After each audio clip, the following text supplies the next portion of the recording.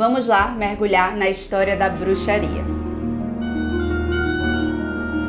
Em muitas culturas, lá no Paleolítico, o feminino era visto como força fundamental para a sobrevivência na Terra. As mulheres, por seus ciclos, sua fertilidade e seu poder de gerar uma nova vida, eram honradas e vistas como sagradas. A própria Terra em si, por ser aquela que nutre e que sustenta os seus filhos, era considerada uma grande mãe. E seus poderes foram personificados na figura da grande deusa, ou grande deusa mãe, como também é chamada. E como a mulher era praticamente um retrato da natureza, ela era divina.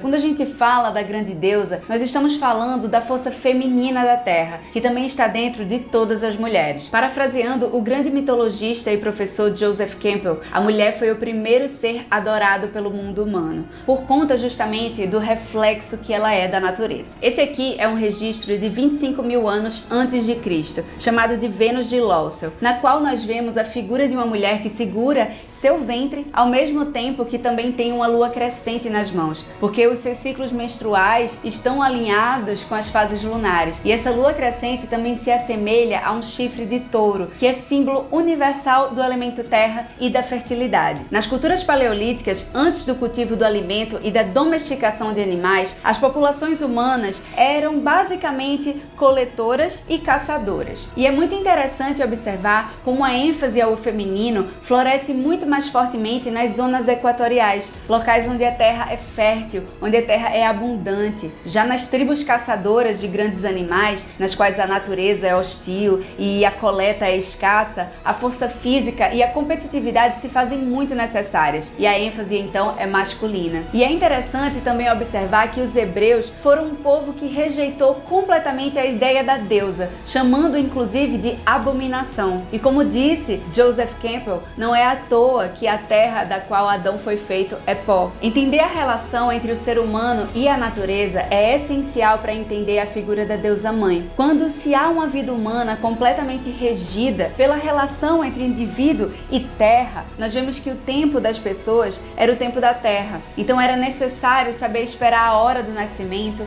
do crescimento, da colheita. Era natural entender os ciclos de vida, morte e renascimento. E com isso, era normal honrar todas as fases e épocas da natureza. E consequentemente, honrava-se também todas as fases e épocas da vida de uma mulher, a virgem, a mãe e a anciã. E é daí que vem o conceito de deusa tríplice que a gente tanto fala na bruxaria. É a visão de que toda mulher possui esses três arquétipos dentro de si. A virgem, que é a menina solta, ativa, empolgada, guerreira, alegre. A mãe, que é a mulher fértil, sensual, acolhedora e criativa. E a anciã, que é a bruxa, a senhora sábia, madura, intuitiva e experiente. A deusa mãe não era só sobre fertilidade, ela era sobre regeneração. Ela é aquela que gera, nutre e recebe o nosso corpo após a morte para dele fazer renascer a vida. Aquela que nutre e também a que devora. Nas civilizações da deusa, por mais que houvesse uma matrilinearidade, mulheres e homens governavam juntos, em cooperação. O poder feminino não representava necessariamente uma soberania social. Ao contrário do que iria acontecer mais para frente com as mulheres no patriarcado, os homens não eram controlados ou oprimidos. As culturas da deusa eram culturas pacíficas, que se organizavam em círculo, todos de igual para igual. Mas justamente por serem pacíficas, elas não tinham cidades fortificadas e se tornariam um alvo muito fácil. Então, por volta de 4.000 anos antes de Cristo, começa o que é chamado de influxo indo-europeu. As tribos guerreiras começam a conquistar os locais onde havia o culto à deusa mãe, e os deuses masculinos começam a centralizar o poder. Então, gradualmente, os deuses guerreiros vão substituindo as mitologias baseadas na tradição da deusa mãe por aquelas representadas por divindades paternas, divindades ligadas à guerra, figuras como posteriormente seria Zeus, por exemplo. As deusas primordiais passam a ser colocadas como mães ou esposas desses deuses chefes. Essas correntes teóricas sobre o poder e a veneração da figura feminina na pré-história são defendidas por diversos estudiosos, e dentre eles os grandes precursores são o antropólogo suíço Bachofen e a arqueóloga lituana Maria Gimbutės. Eu recomendo muito que vocês pesquisem sobre eles e principalmente sobre Marija Gimbutas. Ela possui livros dedicados totalmente a isso, e em destaque a obra Civilization of the Goddess. Outra dica é vocês darem uma pesquisada em obras como O Cálice e a Espada, da acadêmica austríaca Riane Eisler, e na obra When God Was a Woman, da historiadora americana Merlin Stone. E o livro que eu mais indico de todos, por ser inclusive o mais acessível e o mais facilmente encontrado, é esse aqui, que é o Deusas, Mistérios do Divino Feminino, do mitologista e professor Joseph K.